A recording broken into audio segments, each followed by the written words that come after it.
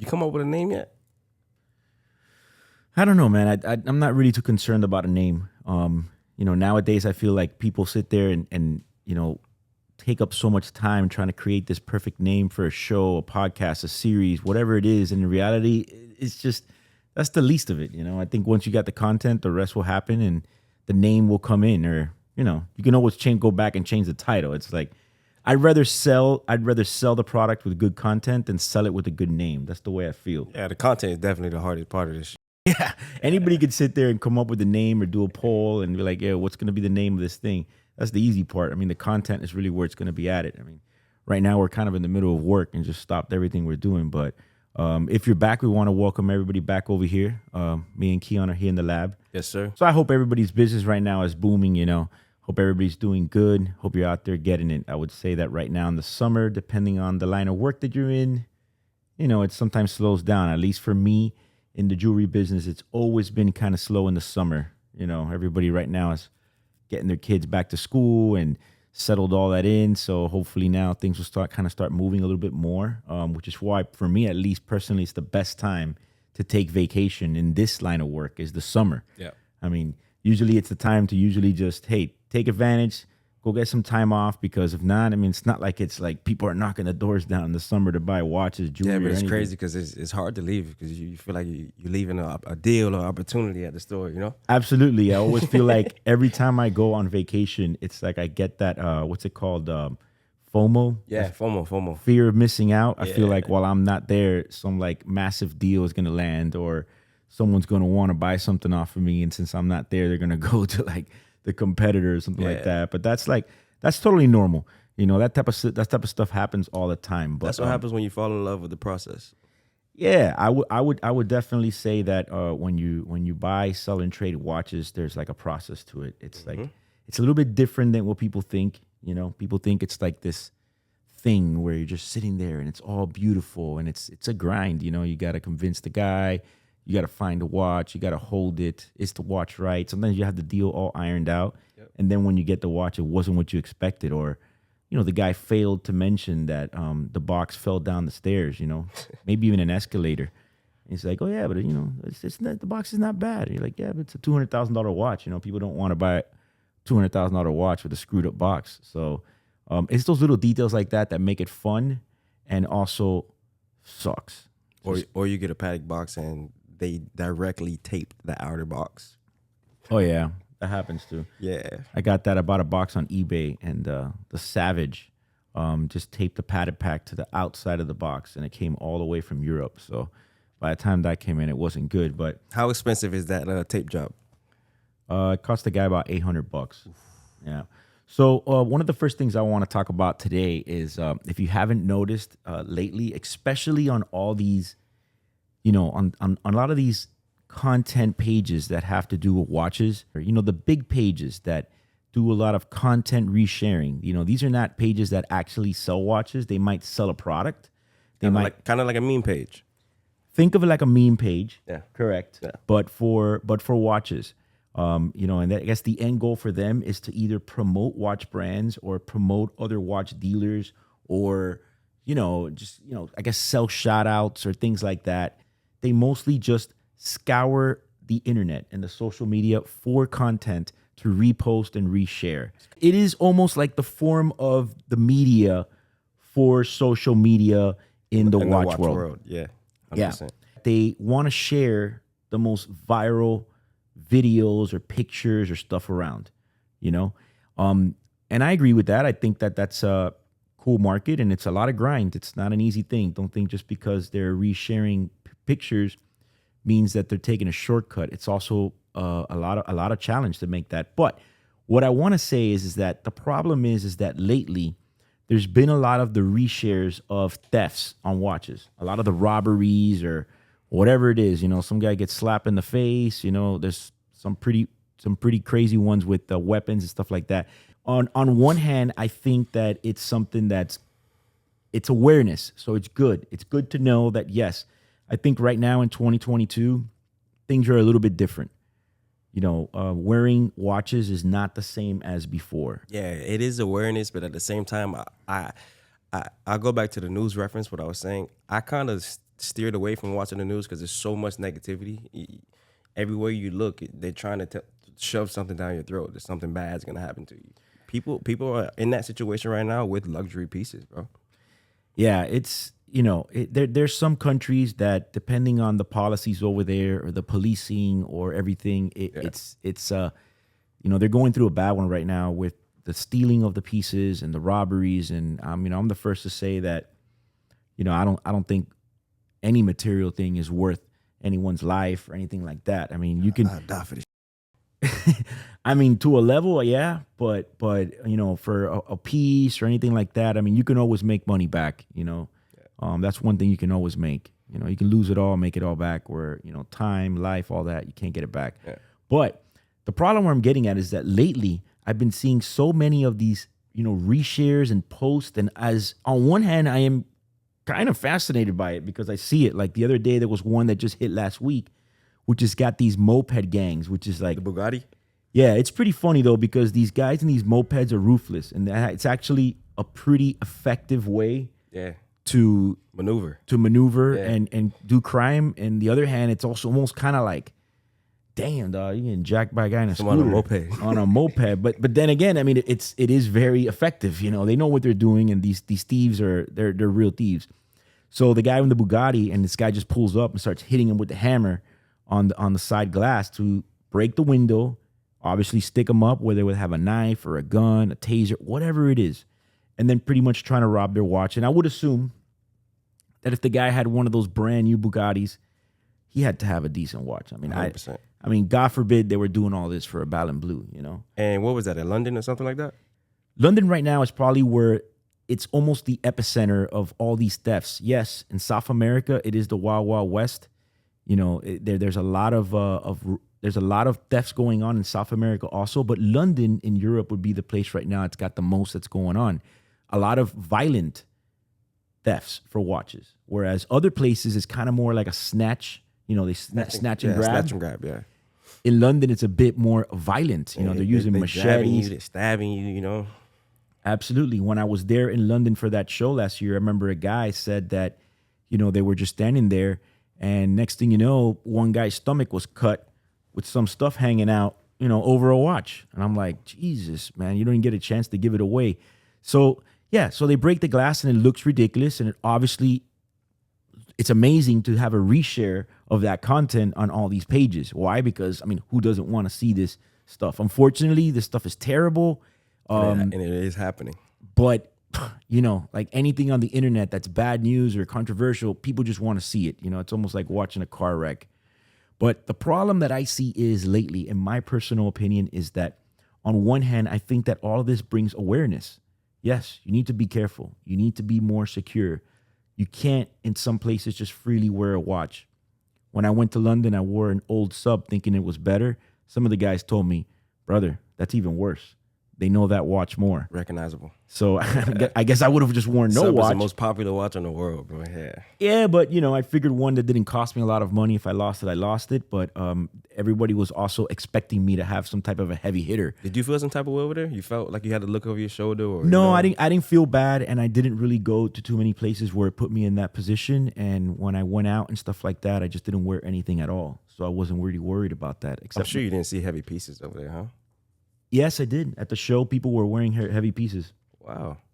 Okay. But then again, these are guys that live there and they know how to maneuver there. Sure. When I go on vacation and I go somewhere, as much as I want to flex and maybe take a heavy hitter, I also want to be comfortable. Yeah. I don't want to be worried. Yeah. Can you stand that? Like, I don't want to be worried about where I'm at because I don't know the area. It's not my grounds.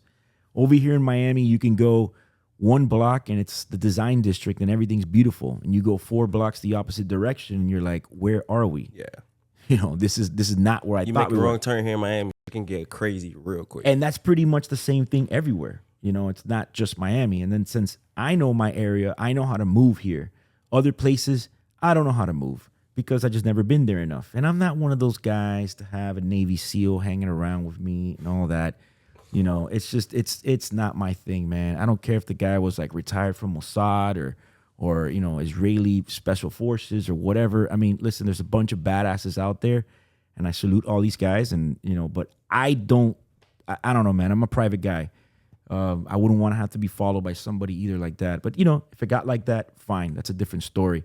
I think it's just easier not to wear a crazy piece. Yeah, I mean, if you're in that situation where you need security, you're at a pretty good place in your life. So that's a good problem to have at the end of the day, but it does suck that you need that security. Yeah, but I'd also rather just walk around with my wife just calm with no jewelry on and just be chill. So it's kind of like a weird topic because I love jewelry, I love watches, and I like to wear my stuff. I guess the real question that I have right now is it that there's more and more thefts and robberies every day occurring now, more and more?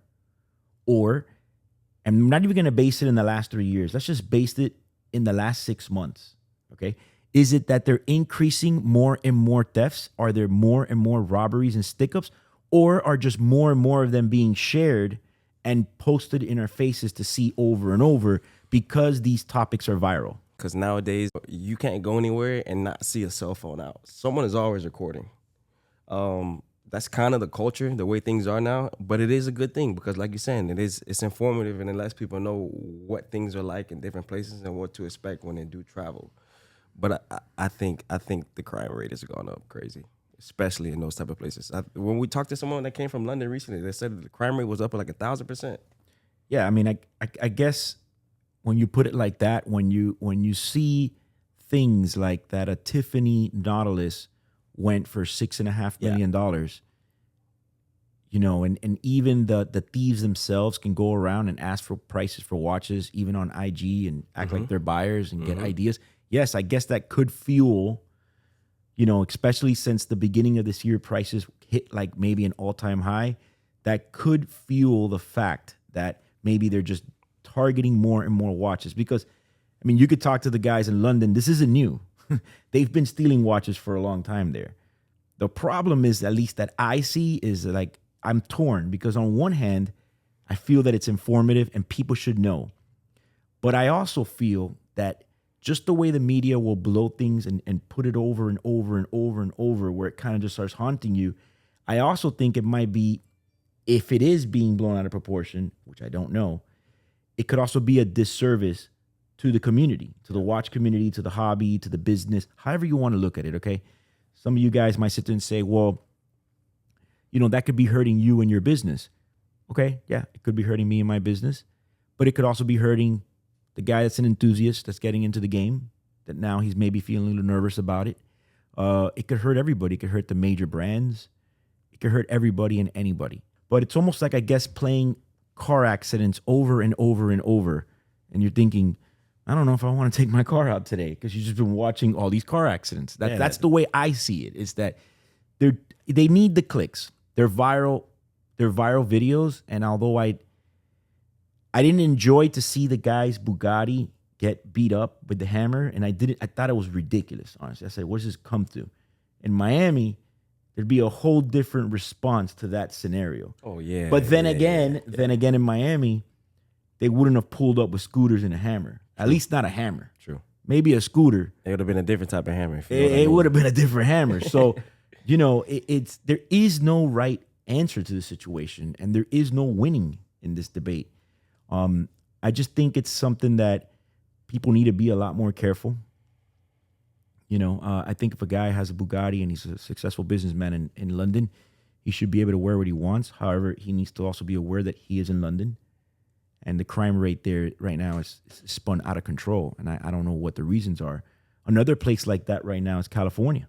Yeah. So look, doesn't it suck that these people are being punished and they can't really enjoy those things? I mean, I don't think that's the right way to look at it. I don't think they're being punished. I just think well, theft has been going around for thousands of years, since the day that we've been on Earth. Yeah. One man works his ass off. It's no different than being in a group project at school where you sit there and you do all your work, and then there's the one guy that doesn't do anything and still gets the grade. That was probably me.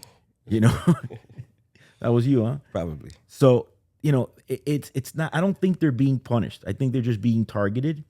And right now society's different.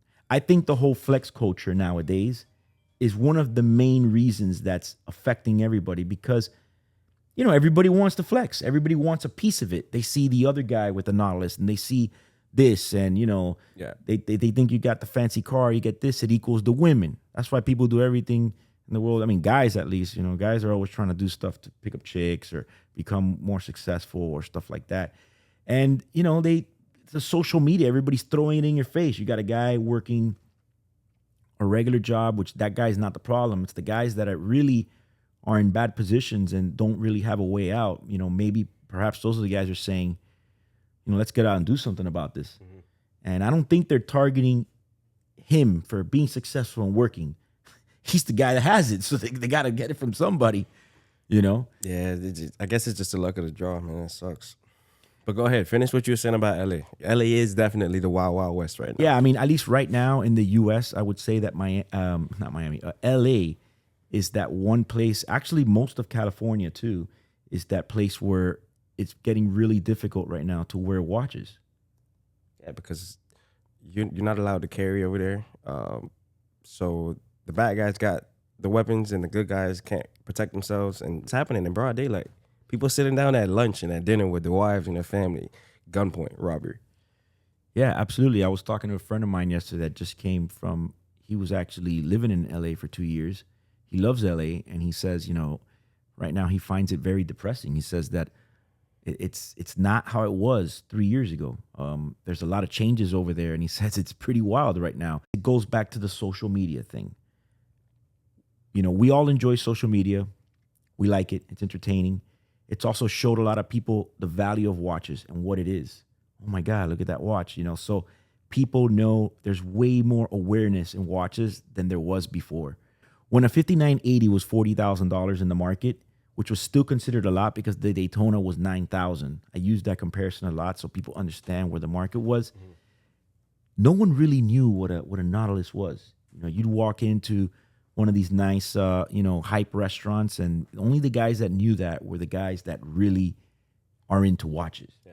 Where at Daytona, everybody knew it. There's a big difference when a watch is $40,000 and now it's over $100. Guys will target it more. However, in London, they're stealing watches of any value. They just OPs. It don't matter what it is, you can get hurt for it. But that social media blasting the watches and the market and the value and the hype and the flex, and the next guy wants to flex like one guy, whether he gets the funds illegal or illicit or by robbing. It goes the same way too with this constantly putting on these watch pages lately, the robberies of the watches. I just want to know, I guess my question or my debate is, what is the fine line of whether it's awareness or whether it starts to actually contribute to the problem?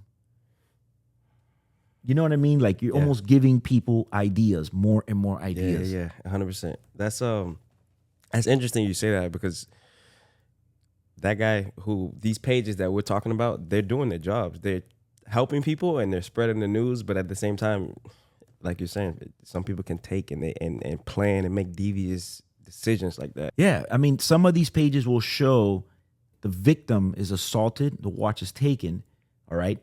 Then next to it, they'll show a picture of the watch and the value. Yeah. And it's almost like a blueprint for somebody that's trying to do something like that. They say, all right, this is the watch, this is the value, look how easy he got the watch.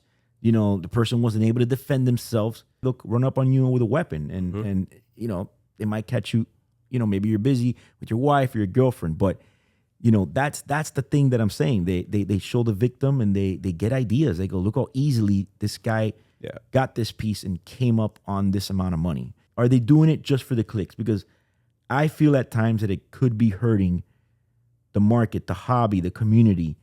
Absolutely. Once he spends that money, is he going to feel confident wearing it? I mean, it depends where you're at and how you wear it, okay? Because I have many clients in Mexico and South America, which, those places, you gotta really, you gotta move correctly. Correct. Over there. They got bulletproof cars. Yeah. They got security guards they move with and stuff like that in some of the smaller countries in South America. And, these guys have been dealing with this for a long time, since I got into this business. I don't see them deterred. They love watches, but they just wear them more responsibly. Yeah. Okay. For example, I know many guys from Mexico or South America that enjoy their watches more in the States, they'll have houses in different states in the US, and then maybe they'll enjoy the watches here more than in their country. I also have talked to a guy that says that he wears them in his country when he goes to parties, like, parties of people he knows, not not out of the club. Yeah. So he, that type of activity. So it's tough. It's a really tough debate and topic, because it's almost like a plague right now. I guess that's being showed more and more, and I don't know if it's just amplifying. What is your last thoughts on this topic of what's going on right now? Because I don't want to be talking just about things that are negative, but it is something that's going. It is something that's going on, and I wanted to talk a little bit about it because it's in our face. If you're into watches, you've been seeing it. But what is your last thoughts on this? I guess it's kind of human nature that, like you said, it's in our face. It's fed to us over and over. So I guess it's kind of being normalized. You know how like back in the World Star effect, whenever you see a fight and somebody in the camera will be shaking and shit.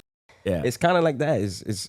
I feel like it's everyone's following this trend. It's a fucking terrible trend, by the way, but it's definitely human nature, and it's been fed to us, and people are probably becoming more normalized to it.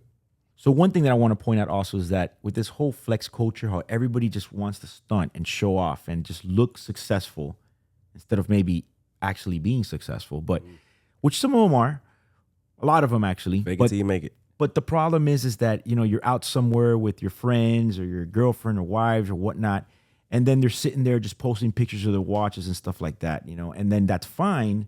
However, they post it at like a popular restaurant in real time. Yes. And it's things like that where, criminals are using your social media to target you and see where you are and follow you and stuff like that. It's like, it's so easy for them. It's a roadmap of where you're at and what you have. And, it's tough because on my personal page, which is not really a personal page, it's a business page, I have to post merchandise. And on time I want to post stuff, but I try to keep it very minimal of what I'm doing in my personal time. Best believe that if you see something in my story and I'm somewhere, I'm not there anymore. So just don't even waste your time. Yeah, pastime, baby. Pastime posting. That's the way to put it, pastime.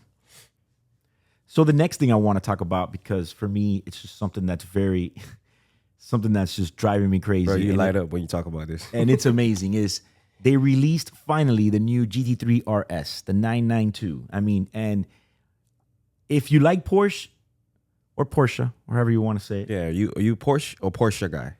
I mean, I know that the right way to say it is Porsche, but I am also American, so I tend to just say Porsche. And I also like to see how people's neck kind of twitches when I say it all of a sudden around them. You know what I mean? That's how I kind of find out the real people that are. I feel like people who say Porsche drink tea with their pinkies up. Nah, in reality, like real Porsche fans say Porsche, but okay. I just say it however I feel at the moment, depending how much passion or whatever culture is in my body at that moment. I'll say it differently. But the new car is out, and I'm telling you right now, I was like a little kid. I walked into the office.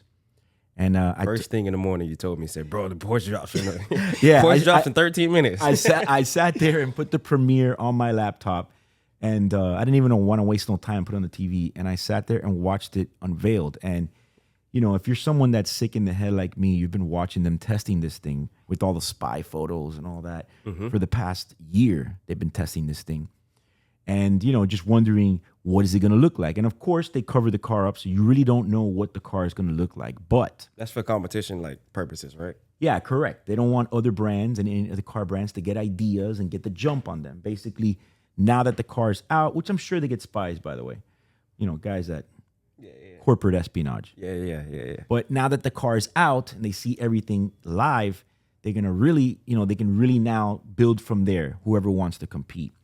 So the car was unveiled, and when I saw it, I was not disappointed. I mean, I watched the video twice, back to back. I saw it. I don't know how I'm going to get one, but I want to get one. And I want to say that, Porsche really stepped it up on this car. I mean, it looks crazy. Yeah, it's definitely. When I first saw it, it was just the most aggressive looking street car I've seen. It looked like a race car. It pretty much is a race car. I mean, it has all the things that a race car has, and probably a little bit more. Yeah, it got more. Okay, a little bit more, meaning some more interior instead of the interior being gutted out, stuff like that. So to me right now, I am so excited And I think that they really did a good job of bringing a car out that looks just completely different. You see, when I bought my first GT3, the thing about the GT3 is that it looks like a regular 911. It just has the bigger wing in the back. Okay, so people will notice it's different. But when I got to the RS, I mean, that is a completely different car. Let me tell you, people that don't know anything about Porsche or anything of the nature, they a lot of times would tell me that wing is too big in the back. And what I would say would be like, that's exactly where I want you. Right there. Right there. Insecure about that wing in the back. I love the wing. You know, that is my favorite thing about it, because guys that don't know, or people in general that don't know anything about Porsche, you know, you can have a $300,000 Turbo S right now, and then you can also have a standard 992 Carrera with just maybe some nice looking wheels, and not everybody's going to notice what's going on. They'll think it's the same car. But the RS, when it pulls up, you know, you're breaking necks off the you know it's not like a regular, you know it's not a regular 911. Yeah. What's retail on that? On the new one? Yeah. 232,000. Damn. Yeah, it's pretty crazy because, well, then again, every single year that they come out with a new model of a car, more expensive. Like, yeah, the cars are more expensive. Yeah. You know, mine when it came out, my 991 2016, when it came out, I think the sticker price was $198 or something of that nature. Yeah, with, you know, the options that it has and everything, which it has a good amount of options. So just imagine that a base model right now, I mean, when I'm talking about base, it's like base. You know, you have like a dashboard that's made out of like pleather, almost like a cop car. You know, it's $232,000. When you well equip one, you're gonna probably be for sure. You know, that's steep. You got to spend. I would say you need to spend at least $255, $260 to get one that's like good looking. You know, with some nice options in there and stuff like that. But how about all that aero all over the body? Yeah, well, when we watched that video, it was crazy how they explained how the fins and the wings do certain shit to push the hot air out, bro. That was insane, bro. That was insane. I like that one. And look, for those out there, he got me into cars. He got me into Porsche. Listen, when I saw that car, my mind was blown. And he was talking about it just now, that he's kind of upset that Porsche did such a good job designing it, because everybody wants the car now. Yeah, I think the thing is, it goes back to this whole social media thing. Yeah. The hype. You know what I mean? Yeah. You know, it is what it is. I think it's great for the brand. I think it's great for the company. But it's almost like, you know, they unveil the car, all right, and everybody and their mother comes out the woodworks, which it's a good thing, but not really. It just kind of waters the exclusivity down for me. It's like, oh, I want one of these GT3 RSs. You know, you got some of these clowns putting a post talking about, I'll pay $20,000 for an allocation. Yeah, right. Yeah, sign me up for 4. Yeah. 20,000? Are you kidding me? What are you buying, a Hyundai? Yeah. The allocation for these cars, it's going to probably be easily $250,000 to get one. No, I'm talking about just for the allocation fee. Yeah, that's what I'm talking about. Huh? Yeah. Oh my God. Yeah, they're going to be that expensive. So when you got these guys saying, I'm willing to pay $20K, you know, I think everybody else is laughing like, yeah, so do I. Yeah. Everybody else wants to pay that. It could be maybe 20, 30 on top of the 200. Yeah. I see. So look, everyone's going to ask you this. Where do you see that car being at over sticker? When people go to sell it and flip it, XYZ, you know, people want to have their fun, or there are going to be some guys completely solely get the car and flip it. I would say that these cars are going to be going easily by the time someone gets an allocation and they flip it and the car dealers, it's going to be a $500,000 car. Oh my God. I mean, it has to be, because right now a regular GT3 that's what I was going to ask you. Regular GT3 RSs right now are going from 200 to 280, depending on all the specs and all that. And then this is the brand new one with just so much more technology and loaded up with so much more race car tech. Yeah. Plus the hype. It's the first GT3 that comes out where almost every panel is made out of carbon fiber, for the exception of the rear quarters and the front and back bumper. Those are like, you know, carbon reinforced plastics or whatnot, something special. But they really put so much technology into the car. Like I have a couple people have told me they don't like those the cutouts and the little winglets that are behind the wheels. I thought that was the most badass feature. I think that's my favorite thing about it. It's like full race car technology because when you're going so fast, you know, air gets trapped right behind the tire where the back part of the front fender is and the back part of the bumper is. It's air. It's almost like holding your hand outside of a car while it's speeding. So by cutting that open and letting that area for the air to come out, it just so much. It's the most aerodynamic Porsche ever now on the road. They have flaps on the front end under the wheel or in front of the wheels and on the back. So I remember when we were looking at it, bro. That car is insane, bro. I was gonna say I see that Keon was paying attention. Yeah, that car is to insane, the video. dog. Yes, correct. It has a DRS system, which is exactly like an F1 car, which is a drag reduction system. And what happens is all these aerodynamics when you're going this fast, the car right now provides twice the downforce as a standard GT3 RS like mine, twice the downforce. And where you're mostly going to use that the most is when you're hauling ass and you're going into a curve. You know, let's just say you're not even on a racetrack. Let's say you're on an Autobahn or something like that, and you're going to take a curve. When you're going that fast, that curve is where you're going to want that downforce to push the car down and keep it on the track. But when you're on the straightaway, you go ahead and you hit that button and it changes the angle and frees up the downforce so that the car doesn't feel so heavy and it makes you go a lot faster. Freaking genius. It's just a cool factor. I mean, who doesn't want, listen, the way I see it is a car that gives you all this crazy technology without spending the price of a McLaren P1. Because you look at a McLaren P1 or one of these crazy, you know, hypercars, they got all this technology similar to that. But you got to spend $1 million plus. Yeah. So for even the 500K, which I don't know if I'm ready for that. That's a big paycheck right there. Yeah, that's a big paycheck. But I'm very happy of what they came out. I love the way they came out with the car. Whenever they debut the car, that tends to be my favorite one. Yeah, I was gonna ask you. You like the debut the colorway and I don't like the decals, bro. If I made one, I would remove the decals. Me personally. The problem is that combination of the red decals with the red wheels, it's kind of a throwback to the 997, which was, pretty much 3 models before this one.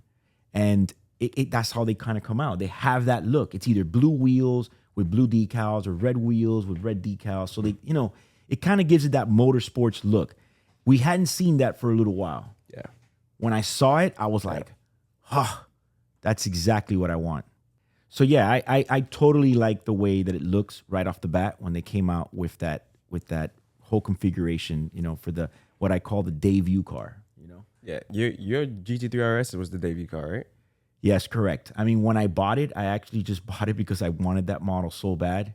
But then I realized later on. Wait, you settled for you didn't even want that one? No, initially what I wanted was a white one. And I'd said it one time on a video I did about the car because I kind of like sports cars in white. I mean, I like them all, but I kind of my preferred color is white. So then I realized later, at one point I wanted to change paint the calipers on my car to orange so it matches. But then I realized that the combination that I have is exactly how it was revealed in the Geneva Auto Show or whatever it was when they debuted the car. So I was like, you know what, let's just leave it like that. They know what they're doing. That's pretty lit. Yeah, it's something different. They know what they're doing with that car. But back to the new one. If you got the call, allocation is on the way. I need you to submit your model right now. How would you spec it out? Oh my God, that would be I'd probably be hours on that configurator because on one hand I want to do something like paint the sample like a pastel orange, just keep the orange theme going. I like the Guards red or the Racing red, and there's just so many endless colors. But I think at the end of the day, I'd probably just end up going white and black with yellow and yellow accents in the interior. White makes the car look bigger, right? Yeah, and I also like, one thing I like about white with these type of cars is that all those aero things that it has, all those winglets behind the wheels and all those things like that, you see it a lot more. All the ducts, everything just stand out a lot more. Where it will look badass in black, but you don't really see it that much. Was it a Weissach package or something? It's just some German word, bro. What is it? Well, everybody says it's a Weissach package, but it's like German, so it's like Weissach or something like that. That's the exposed carbon on the hood and the top of the car, right? On the roof of the car, right? Yeah. Now that is lit, bro. I will go ahead and I will do that. I know it's probably a It's like penny, it's bro. a $33,000 option, Oh you my know, which God. really makes a big difference. The one thing that I don't like about this year's release is that I noticed, at least now, they could probably change that later, is on the configurator, you're not allowed to add too much carbon into the interior, which I personally like carbon in the interior because since I'm driving the car, that's kind of what I see. So it's like a personal thing, you know? Yeah. When you're driving the car around, you're not seeing the whole body, you're seeing the interior. So I like to see all that carbon. Where on this new configurator, you're not really able to add any much carbon at all to the interior. You got to get the Visic package for it to happen, and then it gives you everything pretty much. So that's pretty cool, you know. But And that's then a $33,000 upgrade, by the way. $33,000 upgrade. I mean, it's pretty impressive. I'll take a plain Jane one, you know. Yeah, 100%. That's just me personally. But one thing that they did on this car, which I also want to mention to you guys, I don't know how many of you guys actually look into this type of stuff, but this one has in the front suspension a double wishbone suspension, which if you're wondering, well, what is that? Well, pretty much think of an F1 car. When you see in the front that the wheels just have these wishbones in the front that hold the wheels, it's the same thing. And then the shape of this wishbone suspension, instead of being round, they're actually shaped, you know, kind of like think of an airplane wing. So when the car is traveling in the road, the suspension alone is giving 80 pounds of downforce. And it's giving 80 pounds of downforce, not on the car, directly on the wheel and the spindle and the hub right there. Like, so little things like that is why these cars cost so much money.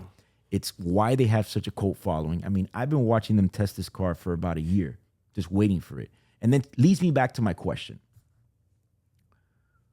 Where the heck are all the guys that came out now on the bandwagon and they're not really Porsche guys, or just that all of a sudden want one? Like, where were you guys when the GT3 came out? Yeah. You know, it's like I mean, look, I might fall in that category, low key. Don't tell nobody. But I'm definitely not the one out here that's making it seem like I know everything about Porsche. But I'll tell you what, yours and the one that just came out, those opened my eyes to a world that I didn't even know existed, bro. Those cars are incredible. Yeah, I mean, it's a serious car. And when I bought my GT3 RS, a lot of people that would have been in my position would have probably gone for a Huracan or something a bit more. Yeah, believe it or not, a lot of people would have wanted something that's just more like noticeable, right? Where a GT3 RS is like, it's more of a refined exotic car choice. People would probably go with a Ferrari or a Lambo or something else. And I kind of did it more as a financial choice too. I mean, I love Porsche, but I knew that with the G3 RS, my investment would be there. Like, it's a car that's going to hold value. Where some of these other cars, they just produce so many of them that it just goes kind of downhill from there. In other words, you bought a Zenith Daytona. Yes, correct. I would probably say Panda Daytona, but but maybe not, because Panda went up and kind of went down. So I guess Zenith is the right way to say. But it's a safer investment, and it's just every time I take the cover off of my car and I look at it, I just go, "Damn, I love it." You know, I really do like my car. But the new one, you know, when they were testing it for about a whole year, all I kept seeing was the back wing. And the back wing is the reason I bought my car. And the back wing right now is one of the biggest talks in this new model. People say it's too big. They say the wing is too big. And in the test mule, see, the problem is I was sitting there just stalking the test mule for a year. On all these sites, they show them testing it. The wing was way bigger, way more bulkier, and different. And Porsche does that too. They kind of throw you off when they're testing the cars. When they were doing the GT3, they also had a wing that looked absurdly huge. And then when the reveal came out, they kind of refined the wing. It's a lot more smoother lines, not so, you know, crazy. And they did the same thing. All I kept saying was, I can't wait to see the wing, because if the wing was going to be ugly, which I doubt they're going to do that, but when I saw it, it's perfection. To get one of these cars, you have to eat like 15 Macans at the dealer. There's no difference in the Rolex game. To get one of these at retail is like saying you got a rainbow. You know? Yeah, it works like that. They do the same game that everybody's playing. You got to buy more cars and do the whole thing. And let me tell you, another thing I want to talk about is, the other day I was talking to a friend of mine that he most likely might buy a Tiffany dial Nautilus, okay, at retail.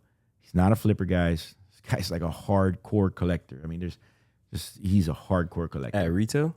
Yeah. because Wow. he's a Tiffany client, and pretty much from what I'm hearing, okay, and trust me, this is a reliable source, is that of course there's going to be people that they get the watches a lot cheaper and stuff like that, but basically for him to buy one of these pieces, he has to spend 2.5 million on top of everything he's already spent from them. By the way, Yeah, he is like, even if you're a Tiffany client, Yeah. to this level, you spent some money to get to the 5711. yeah, you've already spent millions and millions of dollars in jewelry for them to say, hey, do you want a 5711 Tiffany? But the crazy part about it is that once you get the call, they're not going to give it to you at retail. You have to spend another $2.5 million to get it at retail. What? 100%. Guy that told me this is somebody that I trust, and he's in, and he's thinking about it. You know, he's not even that, jump of the gun. But when you really look at it, this is the way that I see it. Okay, they're going for $3 million right now in the gray market. All right, the Tiffany Nautilus, if you're gonna buy one in the gray market, is 3.2, 3.3. Let's just say 3 million on a rip right now, or 2.9, whatever. At this point, you start throwing 100,000 around. Now, to get one from Tiffany, you got to spend $2.5 million worth of jewelry. Now, we're not talking about walking into your local Tiffany store and just buying the run-of-the-mill stuff they have there. This is like the off-catalog, heavy stuff. One of ones. Exactly. And this heavy stuff, one of ones, is going to retain value. It's not, you can buy an $80,000 Tiffany engagement ring, and when you walk out the door, it's worth 20 bands. That's just the truth, because you're paying for the name. But when you buy this high-level Tiffany & Co. jewelry, it's a whole nother ballgame. So the thing about it is, yeah, you spend $2.5 million in jewelry. Let's just say you have half of the value. Just throwing a number there. Let's just say you only have half of it left. So you have 1.25 million, of value there. And then the retail for the Nautilus is going to be what? 40, 50,000? What is it right now? I don't even know anymore. Yeah. It's like 40,000. Yeah. So you're still really getting it at a deal. I mean, if you put it that way, yeah, but bro, we're talking about $2 million, bro. Yeah, but remember something. You now have, $2.5 million in jewelry, which is worth half the price, throwing a conservative number. Yeah. Okay. And then now you have a Nautilus that's worth how much?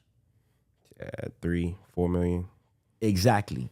So it does. Initially, when I heard this, I was actually stunned. He's like, no, I got to buy 2.5 million. I was like, whoa.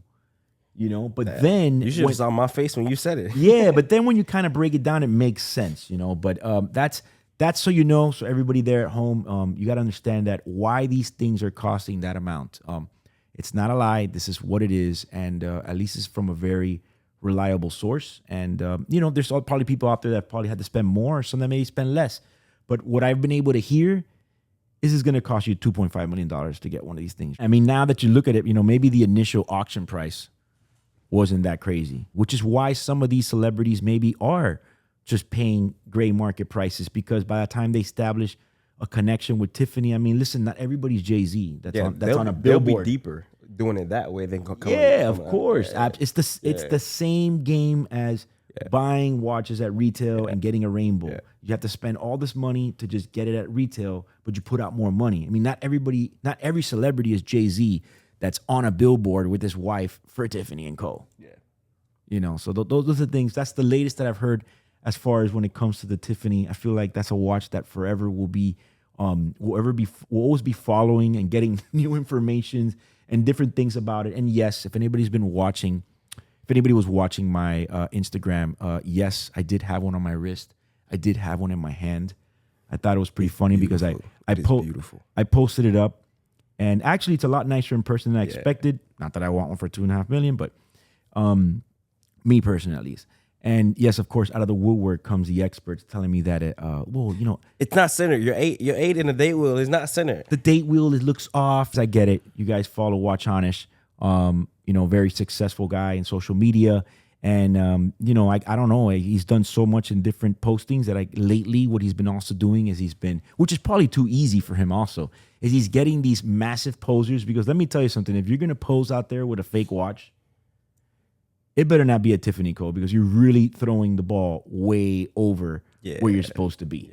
Yeah. So he's been kind of burning these people with these fake, Tiffany & Co.'s. I mean, and some of them are pretty hilarious. I mean, there was a guy that had the matching jacket on his wedding to match the Nautilus.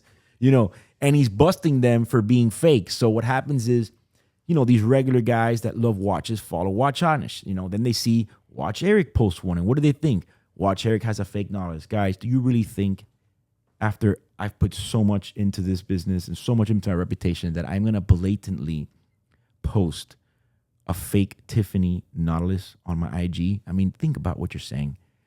Feel free to tag Watch Honest anytime you have a little bit of insecurity, and you're gonna see. Trust me.